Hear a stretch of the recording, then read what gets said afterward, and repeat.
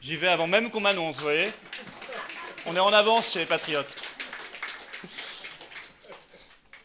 Bon, mesdames, messieurs, mes chers amis, chers patriotes, merci beaucoup, merci d'être là.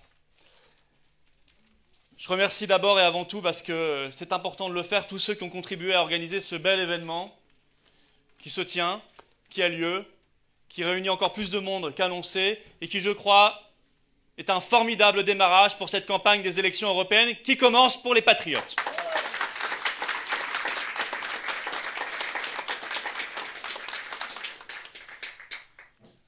Oui, il commence ce combat à Forbach, parce que c'est à Forbach que des événements extrêmement importants de mon combat, de mon engagement politique ont eu lieu. C'est dans cette ville que des décisions essentielles ont été prises. C'est à Forbach aussi que j'ai noué tant de rencontres humaines, d'amitiés solides, sincères, qui se perpétuent, déterminantes pour le présent et pour l'avenir. C'est ici que je vois et que toute la vérité que vous offre la proximité des relations humaines, la vérité des relations humaines, à quel point notre pays, évidemment, est traversé de doutes, de souffrances, parfois même, je le dis, de désespérance, mais aussi à quel point les ressources sont là, à portée de main, disponibles pour qui veut bien, évidemment, faire l'effort d'une analyse politique de fond et de s'en saisir. C'est donc comme une évidence, ici à Forbach, que je lance à la fois la rentrée des patriotes et la campagne pour les élections européennes. Je lance avec vous, mes chers amis, cette bataille des européennes qui est une bataille de France, une bataille pour la France.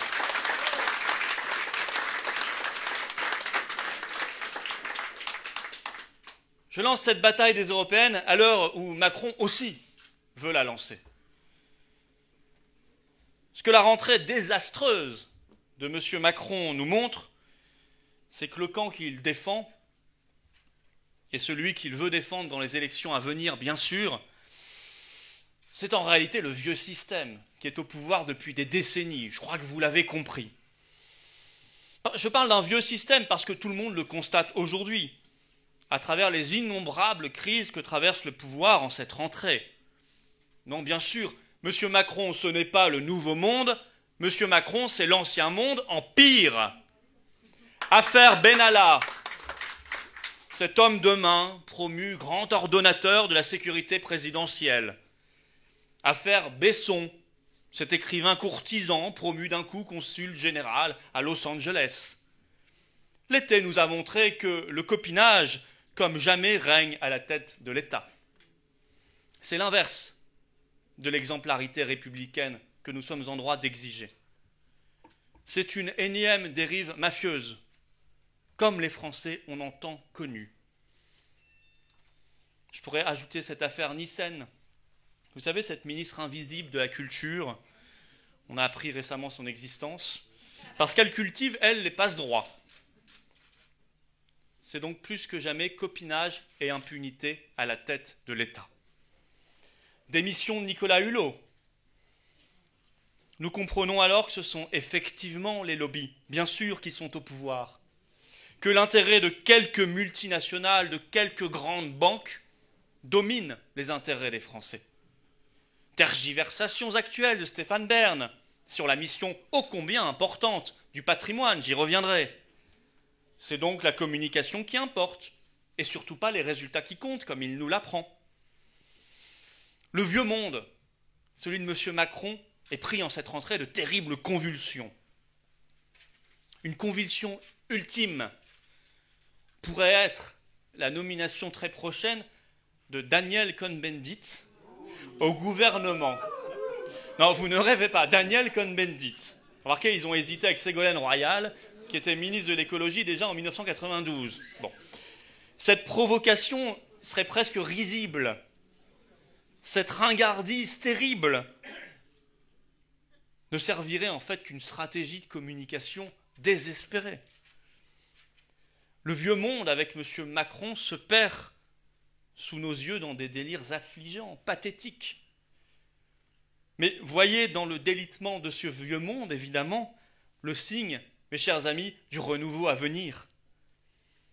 Car ce délitement nous permet d'aborder la bataille des élections à venir en parlant beaucoup plus facilement aux Français. Le voile s'est dissipé.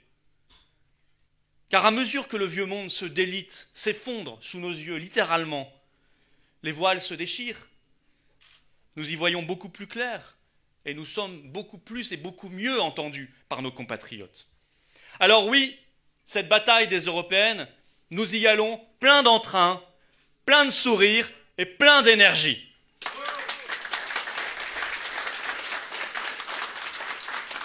Nous y allons avec la foi de ceux qui disent ce qu'ils pensent. Cette campagne sera à l'image du ciel d'été que nous avons connu, magnifique cette année, lumineuse, ensoleillée, joyeuse.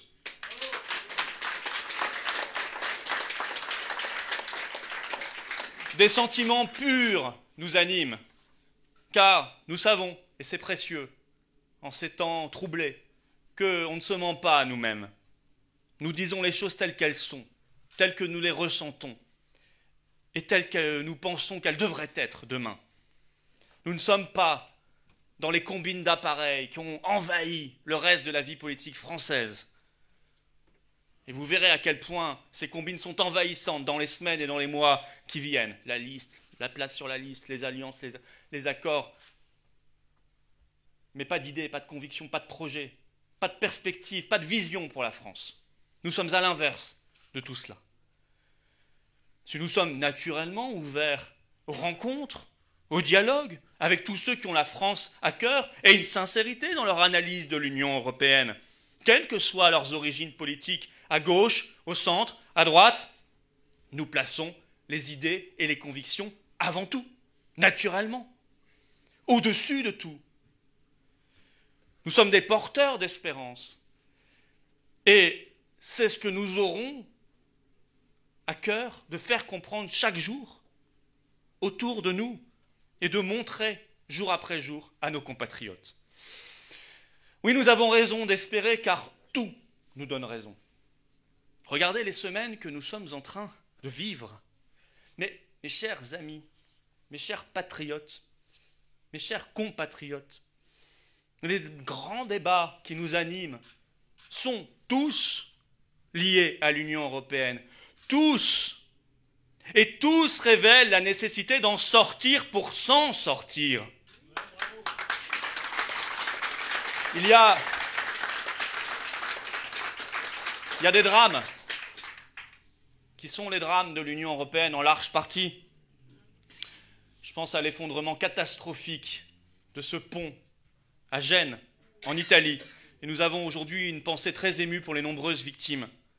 Mais comment ne pas y voir l'effet terriblement logique de l'austérité imposée par Bruxelles?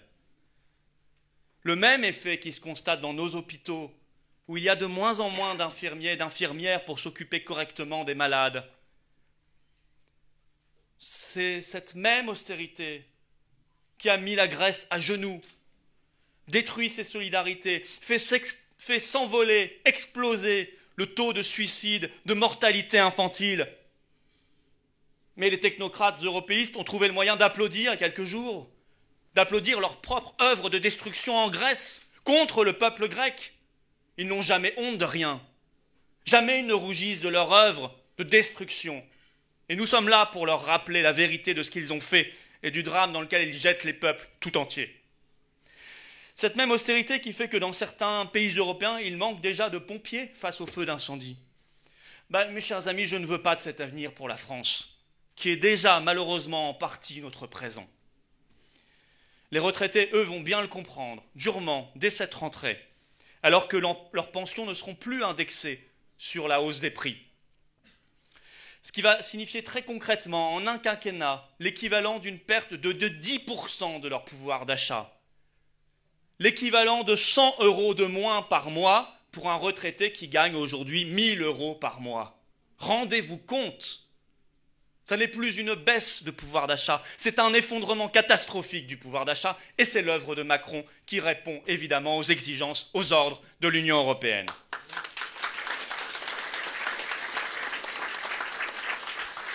Eh bien, nous le dirons, nous le rappellerons, nous le ferons comprendre pendant ces mois de campagne. Les patriotes veulent la prospérité et le bien-être pour tous, et non la disparition des services publics de la nation, et non la pauvreté qui grandit partout, dans les villes comme dans les campagnes, alors que quelques-uns, les plus riches, les grands amis de Macron, les maîtres actuels de l'Europe, reçoivent toujours plus de cadeaux et d'avantages. C'est donc avec l'austérité de Bruxelles qu'il faut rompre. Elle est dogmatique, elle est idiote, elle est injuste et elle est inutile. Nous sommes les promoteurs d'une solidarité nationale qui s'exerce et qui s'exercera demain par un État remis debout, une puissance publique souveraine, libre, capable de faire vivre concrètement la liberté, l'égalité, la fraternité, les trois mots d'une devise républicaine massacrée par l'Union européenne.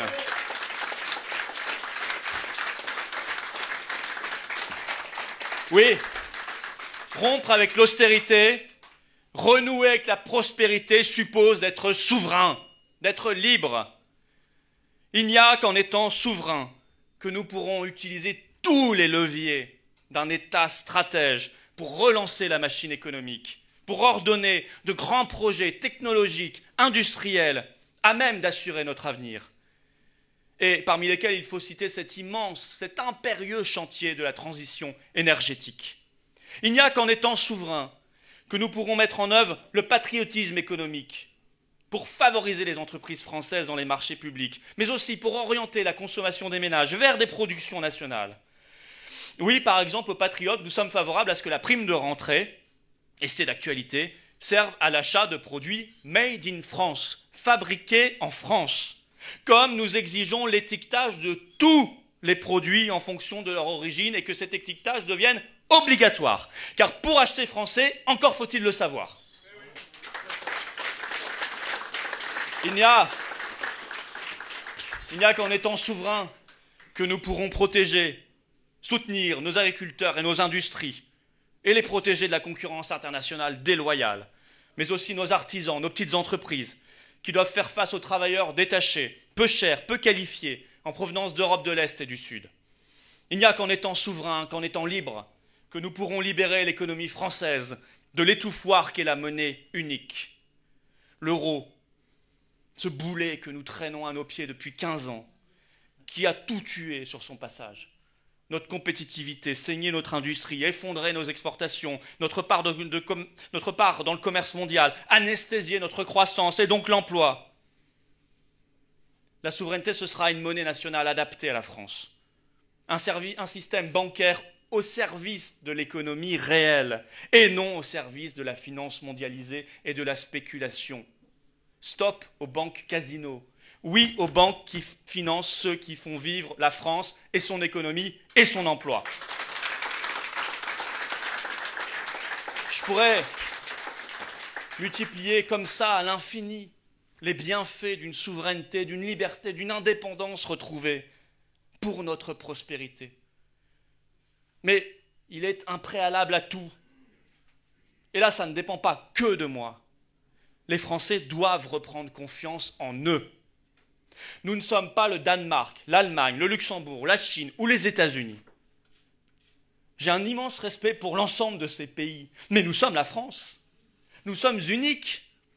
Nous avons des spécificités, parfois des exceptions à défendre. Dès lors, c'est à nous qu'il revient de définir librement, souverainement, notre modèle de société, notre modèle économique et social. Il en va d'ailleurs aussi d'une évidente question de démocratie. Sinon, qu'est la démocratie si elle est vidée de sa substance? Cessons de nous faire imposer par d'autres un modèle qui ne nous convient pas. Reprenons notre liberté en tout domaine pour que nous éduquions nous-mêmes nos normes en fonction de nos valeurs et de nos intérêts. Parce que oui, l'actualité, ce sont aussi ces bateaux de migrants jetés sur les chemins de l'immigration en Méditerranée qui accostent en Europe. Je pense à ces gens venus des pays les plus pauvres de la planète. 1 sur 15 mourra noyé en voulant traverser la Méditerranée. Tous auront payé des milliers de dollars la traversée et engraissé malgré eux ainsi des mafias de passeurs, parfois liés au financement du djihadisme. Tous auront été amenés à quitter leur pays et parfois leur famille. Alors qui ose dire que ce système est humaniste? Qui ose dire que débarquer ces gens ici ou dans un pays voisin pour qu'ils soient ensuite ici clandestins dans un campement ou un bidonville ou travailleurs exploités par ceux qui refusent d'augmenter les salaires, qui ose dire que c'est humaniste? Qui pense sérieusement 2 secondes qu'Angela Merkel, Emmanuel Macron ou Jean-Claude Juncker, le président de la Commission européenne, se soucient vraiment de ces gens et de leur sort? Qui croit ça? Qu'y a-t-il d'humaniste à aller contre l'opinion majoritaire du peuple français qui a déjà largement, à raison, le sentiment d'avoir pris sa part d'immigration depuis tant d'années? Quand j'entends M. Macron parler du camp des progressistes, je tombe de ma chaise. Non, il n'est pas progressiste. Il est pour un fabuleux retour en arrière dans tous les domaines. Nous sommes progressistes parce que nous défendons véritablement le progrès de l'homme, le progrès social, le progrès de notre pays. Qu'a-t-il de progressiste? Qu'y-a-t-il de progressiste, d'humaniste à vouloir encourager des milliers d'hommes et de femmes à tenter le péril mortel d'une traversée de la Méditerranée, à vouloir entasser ensuite ces gens-là, je le disais, à encourager l'insécurité, le communautarisme, à excéder forcément nos compatriotes qui n'ont jamais rien demandé? C'est ça le progrès à la sauce Macron? Écoutez, pour moi, ça s'appelle la régression. Et rassurez-vous, bien sûr, ça n'est pas la régression pour tout le monde. Car en réalité, si tout cela continue tout le temps et encore, quelles que soient les protestations des uns des autres et les protestations électorales, c'est parce que quelques-uns y ont leur intérêt. Ce sont justement les amis de M. Macron qui ont leur intérêt dans cette affaire. C'est ce système libéral cupide qui fait son taux de profit sur la misère des masses. Ce sont ces grands patrons effrayés à l'idée de devoir augmenter les salaires. Regardez déjà comme en Angleterre, c'est très intéressant. La perspective du Brexit oblige à l'augmentation des salaires à mesure que l'immigration diminue. C'est cela que les cupides redoutent par-dessus tout en France. Et ils ont dans leur projet sordide une alliée de premier ordre, c'est l'Union européenne bien sûr, qui dans son ADN, dans ses traités, dans sa jurisprudence bien sûr, fait et prévoit tout pour sans cesse augmenter cette immigration. Par la libre circulation des personnes, comme des capitaux et des marchandises du reste. Système Schengen désormais intégré directement dans les traités, obligation de regroupement familial, interdiction de la double peine. Même l'Italie vit et applique aujourd'hui ces règles. Bien sûr, quelques bateaux n'y vont plus, mais le gros des chiffres de l'immigration, ce ne sont pas les bateaux, pas du tout. Et ces chiffres se poursuivent comme avant, car l'Italie reste dans l'Union européenne. Et ce ne sont pas les soi-disant bras de fer de M. Salvini avec l'Union européenne qui y changeront quoi que ce soit. Parce que, permettez-moi de vous le dire, même si nous reconnaissons parfois une forme de courage à écouter ce que veut son peuple dans un pays qui a accueilli 700 000 personnes quand même en quelques années, nous savons aussi que M. Salvini ne pourra pas changer l'Union européenne, nous le savons déjà. Un autre avant lui en Grèce, M. Tsipras, s'y était cassé les dents, puis il avait trahi très vite. Il est déjà en train de perdre ses petits combats quand il accepte finalement de faire accoster des bateaux qu'il prétendait refuser, dans des conditions d'ailleurs assez sordides, en les laissant une semaine à quai, sans débarquer personne. Donc ça n'est ni humain, ni efficace. Écoutez, moi je ne veux pas de ce système. Je veux l'humanité, je veux l'efficacité. Cette agitation ne servira à rien quand viendra l'heure des vrais et des grands combats, notamment celui du budget. La vision mercantile de l'humain, ce n'est pas notre vision des choses. Pour nous, l'homme, ça n'est pas une marchandise. L'homme est heureux quand il peut vivre avec sa famille, ses amis et développer son pays. J'ai été de ce point de vue-là extrêmement convaincu par les travaux de Jean-Louis Borloo, oui, qui me l'a expliqué longuement quand je l'ai rencontré et que j'ai porté avec foi parce qu'il m'a convaincu au sein du Parlement européen. Aider concrètement l'Afrique à se développer pour fixer sa population et offrir ainsi une place à sa jeunesse. Et dans le même temps, bâtir en France, là aussi, une puissance publique, un État, avec ses frontières nationales, la maîtrise complète de sa politique d'immigration et d'asile, qui a déjà augmenté de 17% sur les 6 premiers mois de l'année, et l'idée bien ancrée que notre pays n'a ni la vocation, ni les moyens de recevoir tout le monde. Les lobbies seront mis au pas, parce qu'il y aura une volonté étatique, démocratique et populaire, puissante face à eux. Alors sortir de l'Union européenne, et non s'en accommoder et prier pour qu'elle change un jour, ce qu'elle ne fait et ne fera jamais. Les patriotes portent seuls ce combat de vérité pour les élections européennes, avec leurs élus, leurs députés européens qui connaissent déjà bien la machine de l'intérieur. La démission de Nicolas Hulot a aussi mis d'une façon éclatante le projecteur sur la faillite du modèle de l'Union européenne.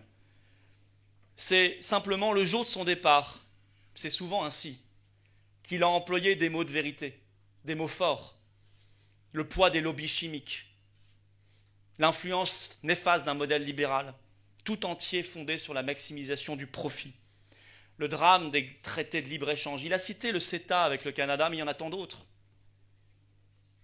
Ces traités qui polluent la planète, qui polluent l'eau, l'air, la terre, qui déversent dans nos assiettes du bœuf aux hormones américains, du soja OGM, sans qu'on ait pu s'exprimer et donner notre accord, évidemment, et qui, au passage, détruisent des dizaines de milliers d'emplois dans l'agriculture française. Eh bien, l'Union européenne négocie maintenant directement ces traités avec les autres pays parce que les États ont renoncé à ce droit, un de plus auquel ils ont renoncé. Et cette Union européenne est le principal défenseur d'un modèle agricole hyper productiviste, perfusé aux produits chimiques, dévastateur pour la planète, source de tant de cancers et d'autres maladies graves. Eh bien, ce modèle ne nous convient pas, comme souvent il ne convient pas aux agriculteurs eux-mêmes. Il est peut-être adapté à de petits États comme les Pays-Bas, la Belgique ou l'Allemagne, dont je rappelle que la superficie ne fait que 2/3 de la superficie de la France métropolitaine et la moitié si on y ajoute les territoires d'outre-mer. Mais c'est un modèle qui ne correspond pas à la France, qui a de la place, qui a de l'espace, qui a une agriculture faite d'exploitation à taille humaine. Cette PAC, cette politique agricole européenne qui détruit nos paysages, abîme la planète, met en péril la biodiversité, mais aussi la santé humaine. Nous n'en voulons plus, mes chers amis, nous n'en voulons plus. Et une fois de plus, il n'y a qu'en étant souverain, qu'en étant libre, que nous pourrons bâtir un modèle agricole profitable à tous, producteurs comme consommateurs. Pour l'heure,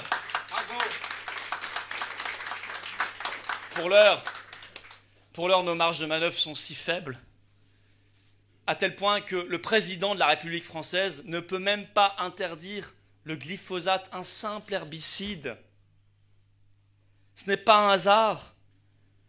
C'est ainsi parce que l'Union européenne nous en empêche et que l'Union européenne est avant tout le relais des lobbies chimiques, agroalimentaires, pharmaceutiques, et que par construction, elle n'est responsable devant personne, alors que les gouvernements nationaux, eux, sont responsables devant leur peuple. Ça s'appelle la démocratie.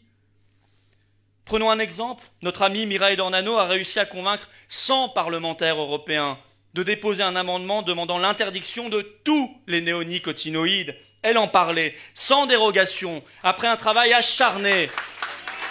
Et Mireille a réussi à obtenir 200 voix, plus de 200 voix dans l'hémicycle, pour voter cette mesure courageuse qui allait contre les lobbies. Mais plus de 200 voix, c'est formidable, mais ce n'est pas la majorité. Parce que ce sont les lobbies qui ont réussi à convaincre la majorité du Parlement européen, y compris d'ailleurs les socialistes, qui font des leçons d'écologie à tout va, mais qui, quand il s'agit de voter, se dérobent à leurs responsabilités et se soumettent comme des petits caniches aux lobbies chimiques. Eh bien, nous n'oublions jamais, nous, et il ne faut pas l'oublier, que l'Union européenne, avec son libre-échange total érigé en dogme suprême, est le premier ennemi de l'environnement sur la planète. Oui, nous le regrettons, Trump a déchiré les accords de Paris sur le climat. Mais quand il signe des accords commerciaux avec ses voisins, par exemple avec le Mexique dernièrement, il y intègre des clauses anti-délocalisation, ce qui est très bon pour l'emploi, bien sûr, mais ce qui est aussi bon pour l'environnement, pour la planète. Tandis que M. Macron, avec sa grande bouche de donneur de leçons, et ses slogans étalés en anglais sur les réseaux sociaux, ne fait rien. Eh bien, il ferait mieux de s'en inspirer. Car comme en amour, il faut des preuves. Et ce sont souvent ceux qui en disent le plus qui en font le moins.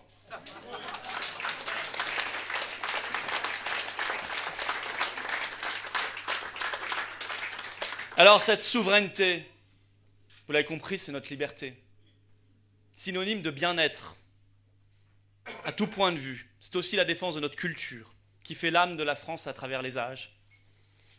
Je pense aussi bien aux pierres de nos cathédrales bientôt millénaires, à la pensée d'un Descartes, au vers d'un Baudelaire, aux toiles d'un Monet, au marbre d'un Rodin, aux partitions d'un Forêt.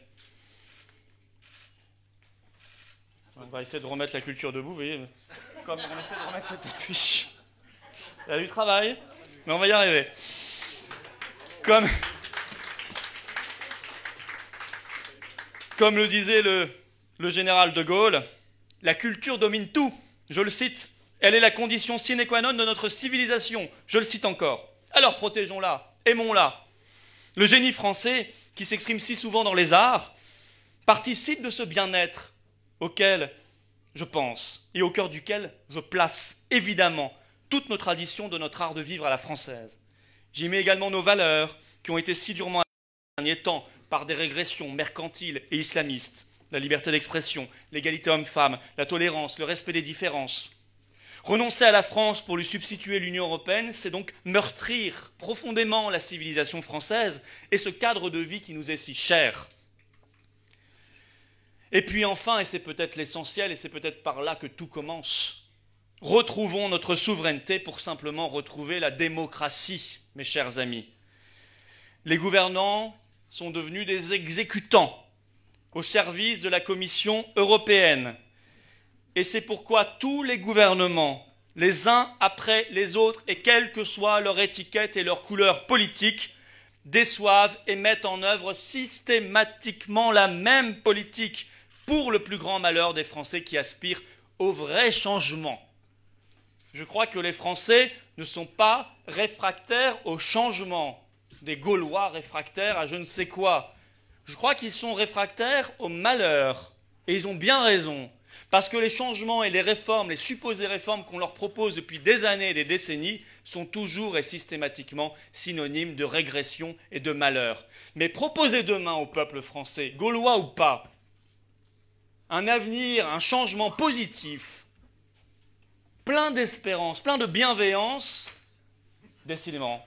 Bon, laissez... Voilà. Proposez-leur à tous ces Français, à nos compatriotes, des changements positifs et vous verrez qu'ils ne seront réfractaires à rien du tout et qu'ils courront évidemment dans le sens du progrès, dans le sens de l'avenir que nous dessinerons. Car sans souveraineté, le peuple, qui, faut-il le rappeler, est le seul souverain en France, est logiquement dépossédé de son pouvoir. La souveraineté, ça n'est que le retour du pouvoir au peuple. Un pouvoir pour le peuple, par le peuple, un pouvoir authentiquement démocratique. Et vous le savez à quel point nous sommes attachés aux patriotes, à la démocratie, parce que nous voulons la proportionnelle aux élections, et parce que nous voulons créer le référendum d'initiative populaire, et parce que nous n'avons jamais admis que le dernier référendum national auquel nous avons eu droit, c'était il y a 13 ans, ait été bafoué. Vous le savez, c'était sur la Constitution européenne déjà. Alors oui, pour toutes ces raisons, vous l'avez compris, nous appellerons dans ces élections à une France libre, à la France libre, et nous demanderons très concrètement la désintoxication de l'agriculture et de l'industrie par un vrai bras de fer avec les lobbies et non plus l'obéissance à une Union européenne main dans la main avec ces derniers. À ce titre, les patriotes demandent un New Deal écologique et l'interdiction sous 1 an du glyphosate et des produits toxiques pour la santé humaine. Nous aiderons massivement notre agriculture à faire cette transition indispensable parce que cette agriculture, nous la voulons de proximité, de qualité, où le bio sera totalement détaxé. Nous demandons aussi une rupture franche, nette et précise avec l'austérité qui échoue totalement depuis des années. En échange du patriotisme que nous donnerons aux entreprises françaises, nous demandons l'augmentation de 25% du SMIC en 5 ans. Les salaires sont beaucoup trop bas dans notre pays. C'est absurde économiquement et c'est évidemment injuste socialement. Nous défendons les services publics face à une Union européenne prédatrice. Voilà pourquoi nous demandons la renationalisation des sociétés d'autoroutes qui ont été volées aux Français et que nous lançons en cette rentrée une vaste offensive contre la privatisation annoncée de nos barrages hydroélectriques exigés par l'Union européenne, mais aussi de la privatisation des aéroports de Paris voulue par Macron pour ses copains. Nous visons l'humanité et l'efficacité face à l'immigration. En voulant la sortie de l'Union européenne, nous serons les seuls à nous battre pour des frontières nationales, indispensables. Et nous demandons également une lutte implacable contre tous ceux qui s'engraissent sur la misère des autres. Je pense aux marchands de sommeil, je pense aux employeurs de clandestins, je pense aux passeurs qui sont de sordides mafias. Enfin, puisque nous sommes patriotes, nous aimons naturellement de tout notre cœur la France, dans ses paysages qui sont le fruit de la nature et du labeur des hommes. L'État doit édifier dès aujourd'hui un plan national de sauvegarde, de restauration et de mise en valeur de notre patrimoine national, en soutenant les propriétaires qui ouvrent au public leur patrimoine privé. Il faut les aider. En aidant cette foule d'associations formidables qui entretiennent et qui réparent le petit patrimoine religieux, historique de la France. Le patriotisme, c'est aussi ça. Respecter et chérir notre patrimoine commun, qui est un trésor aux yeux de l'humanité tout entière. Oui, la France libre pourra tant de choses, se lancera dans tant d'aventures exaltantes. Les patriotes sont donc prêts pour cette belle bataille des Européennes qui est la bataille de France. Ils iront avec ce qu'ils sont, c'est-à-dire un rassemblement de Françaises et de Français amoureux fous de leur pays, qui viennent d'horizons politiques variés, différents, mais qui se retrouvent sur l'essentiel. Une France libre, indépendante, une France du bien-être, de la sécurité et de la prospérité retrouvée. Regardez dans cette salle la diversité des parcours et pourtant la communion des idées et des idéaux. Ici, Mireille Dornano, gaulliste de toujours. Là, Franck de la Personne, qui a longtemps ferraillé, d'abord aux côtés de Jean-Luc Mélenchon, pour son combat social, de justice. C'était avant les Patriotes. Là aussi, Philippe Murer, qui a écrit sur l'euro avec Jacques Sapir, et qui a écrit un livre sur la transition énergétique. Mais aussi, et nous pensons à lui, il est de tout cœur avec nous, à notre député national José Évrard, qui a passé 35 ans au Parti communiste français et qui s'est battu ainsi pour une France juste. Nous pensons aussi, il n'a pas pu venir, mais il était avec nous aussi, à Bertrand Dutheil de la Rochère, qui est l'ancien bras droit de Jean-Pierre Chevènement. Nous pensons, et nous saluons, peut-être sont-ils là, je crois que certains, oui, je crois qu'ils sont là. Je pense à ces référents locaux dans le Nord et dans les Pyrénées-Atlantiques. Ça pourra peut-être vous étonner, mais ils viennent d'En Marche.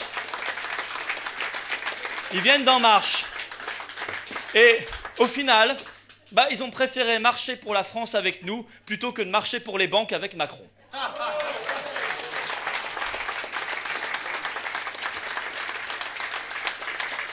Votre serviteur aussi a eu cette diversité dans son parcours déjà. Gaulliste social de toujours, ça c'est certain. Je me suis battu comme chevènementiste pour la France, avant de tenter pendant 5 ans et quelques mois de changer de l'intérieur un parti que vous connaissez, aujourd'hui revenu à ses vieilles lubies. Aujourd'hui, à votre tête, je suis fier de porter nos valeurs et nos combats.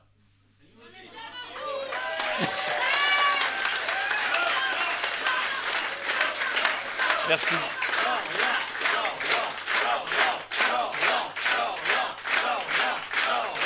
Merci.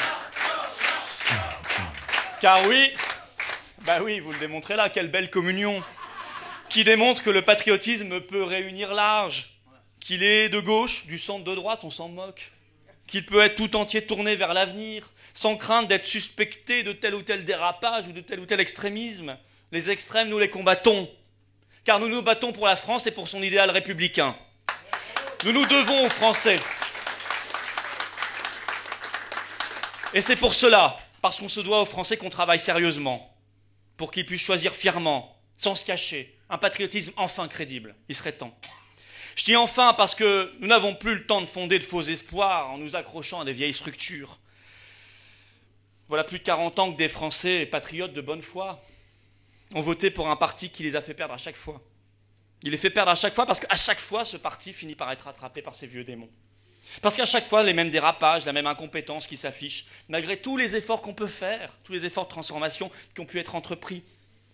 Depuis l'élection de 2017, ces Français ont compris que les idées patriotes ne gagneraient pas grâce à ce parti ou à un autre, qu'ils gagneraient avec les patriotes. Ce parti, c'est fini. Les vieilles structures, c'est fini. Ce n'est pas une raison pour croire que le patriotisme serait mort, loin de là. C'est même, au contraire, l'événement fondateur du patriotisme qui peut enfin s'incarner dans un mouvement de rassemblement patriote, républicain et crédible. Ce mouvement, c'est le nôtre, c'est le vôtre. Il est là, le véritable espoir. Elle est là, la véritable espérance. Elle est là, la voix que les millions et les millions de Français patriotes, et je suis sûr qu'ils sont déjà majoritaires, peuvent emprunter désormais. C'est tout ça, dans sa diversité, dans son rassemblement, la grande famille des patriotes, tout simplement parce que c'est tout ça la France. Et c'est fort de cet esprit que nous nous lançons aujourd'hui dans la bataille pour arracher la victoire. Français de gauche, du centre et de droite, je vous appelle, votre maison est ici, elle s'appelle les Patriotes.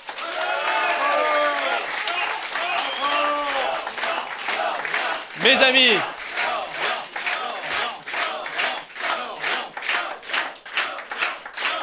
amis, notre pays, notre cher et beau pays n'a pas traversé plus de 2000 ans d'histoire pour en arriver là. Totalement corseté, soumis à une minorité d'illuminés qui ont décrété un beau jour que les nations n'existaient plus. L'Union européenne est une impasse qui nous empêche d'avancer dans le temps. Nos amis britanniques l'ont bien compris. En votant pour le Brexit, ils ont tout simplement pris leur ticket pour le futur. Au fond, il n'est pas tout à fait étonnant qu'ils aient été les premiers à faire ce choix historique parce qu'ils ont répondu à une question so British, to be or not to be. Être ou ne pas être, exister ou disparaître, vivre ou mourir, être libre ou asservi. Toutes ces propositions ont la même signification. Les patriotes font le choix de l'être, de l'existence, de la vie et de la liberté. Nous sommes la France, en nous vit encore l'esprit ingénieux et résistant de nos fameux ancêtres les Gaulois. En nous, nos cœurs battent pour les réalisations de nos rois, de nos empereurs et pour l'œuvre de la République. Œuvre que nous devons aujourd'hui poursuivre pour le bien, la gloire et la puissance de la France, pour la liberté, la prospérité et le bien-être de notre peuple. Vive la République, vive la France!